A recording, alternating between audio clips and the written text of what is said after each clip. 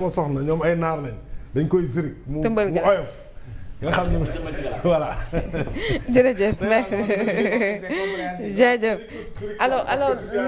loolu lu muy firndeel bokk na ci problème am na quand même entre lui et le président de la République chaque jour Cheikh Tidiane nanguwul dégg loolu jàpp na ne problème amul entre moom ak président parce que nee na ci biir ay waxam que ne ñooy lekkandoo ñooy defandoo waaye dafa cof li nga xamante ne mën nañu wax seen diggante ak ki nga xamante ne moom moo di le président de la République. Fatima man kenn mënu maa génne ci sama position boobu du neex dëgg nag parce que boo xoolee maa am na ku ma waxoon fii les grands analystes na suba day tàggoo Ousmane joxe waat na benn rendez-vous de xamoon na dégg ngeen ko neen day def conférence de presse. boobu de dégg moo ko. si wax na ko tey neen day def conférence de presse. ci affaire rapport bi xam nga bu mu am. Oui affaire Prodac. voilà nee na dina def conférence de presse kon xam nga kii demul fenn yow ñu tuumal la luñ la tuumal yépp ma jàmbal boobu ngeen doon gaaruwaale ba ngay wax réciprocité nga waxoo ba tey li ma jàmbal wax te li ma jàmbal wax moo gën a métti moo gën a garaaw moo gën a dangereux li tax ma jàmbal jóge ci réew bi voilà ba tey benn député waxu ko benn député waxu na sëñ bi y a un Sénégalais qui est parti en France par on ne sait par quel moyen nee na yow sa président de la République moom nga doon waajal dara loo ci mën a tontu wala député yi ñoom nekkaluñu fii la République du Sénégal est-ce que les députés du Sénégal pro Ousmane Sonko parce que léegi c'est des députés pro Ousmane Sonko. Ce ne sont plus des députés de la République. On n'a plus de parlement. On n'a pas une assemblée nationale. On a une assemblée des membres de Pastef. li mënoon nañ ko def ci seen permanence lu ñu def tey premier ministre du Sénégal ma jàmbal wax lu mu wax yéen ngeen nekk des députés votre rôle c'est de mais fexe ba qu'on applique la loi xam nga loolu mooy seen liggéey ñoom lépp ça tourne autour des lois est-ce que les lois sont appliquées est-ce que kenn ku nekk yaa ngi jouer ce rôle c'est des parlementaires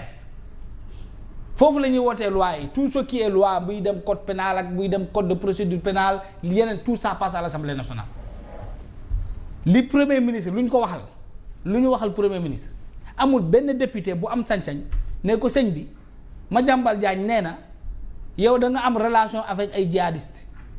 da nga am ay relation avec des mouvements rebelles ñee na lu tax ngay def loolu da ngaa bëggoon fexeel président de la République loolu dëgg la am déet amul benn député bu ci wax. te on parle de république bon Dieu léegi ngeen bëgg maa gëm la ne Ousmane Sonko ak Bassirou Diomaye Faye dañoo jote.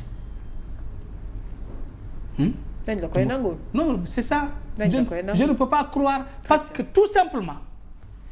mais président Bassirou Diomaye Faye jëli ci mesure bira général bu ñu tuddoon ci mbir mi mu ngi toog à côté du premier ministre voilà gisoo leen ko yéen foofu Birame Diop. kii da ko tudd ma jàmbal ne rapport bi jox naa ko général Birame Diop je l'ai vu à côté du premier ministre tey kon man gëwuma ne problème am na moo tax dem naa ba ne à un moment donné est-ce que ma jàmbal sax bokkul ci deal de manipulation bi nga xam ne moom la ñuy traversé nii fu mu toll est-ce que c'est une question que je me pose parce que on ne peut pas dire des choses aussi graves que cela le général ne pipe mot ne démentit pas taxaw toogul wax nit ñi tu es le ministère bu ñu la jox c'est pas n'importe quel ministère ñu ne rapport bu toll noonu lu ñu ciy wax nu mu grawee nga ñëw toog tey ci wetu premier ministre démentiroo mais est-ce que ñun on a une république fu mu toll nii est-ce qu'on a un état est-ce que cette machine là parce que l'état c'est une machine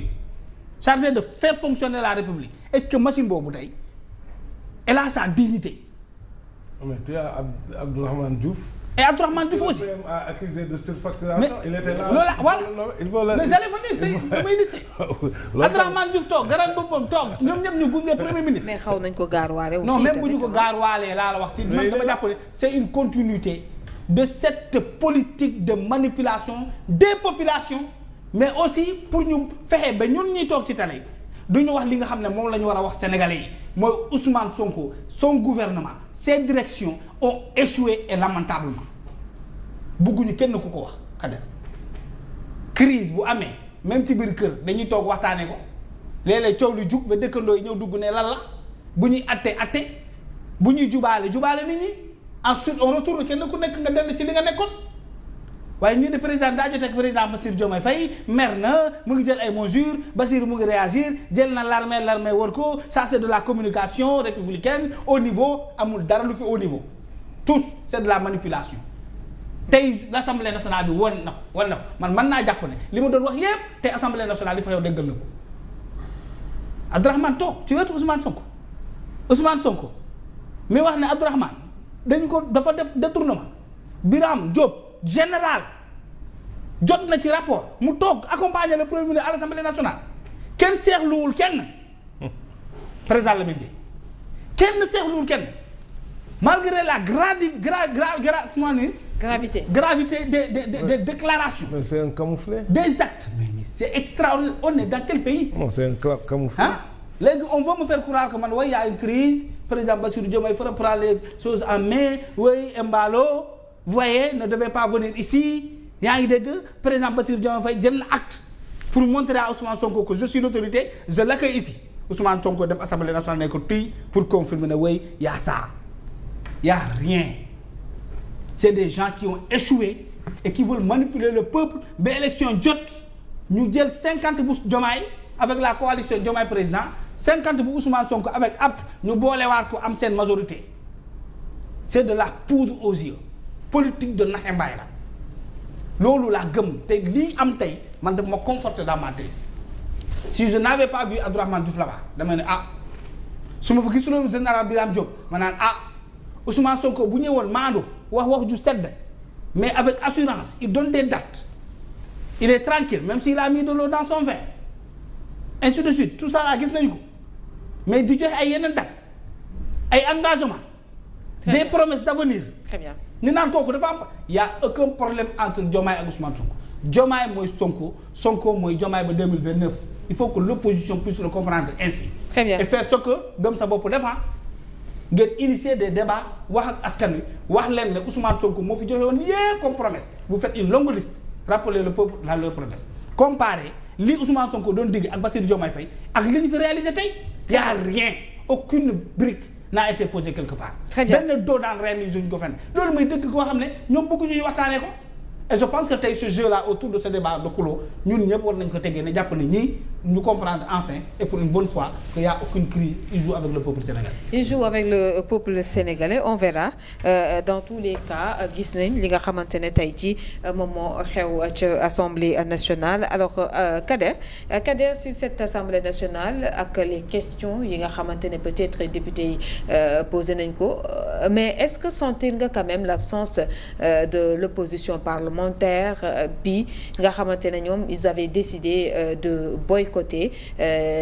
li la di rencontre bi nga xamante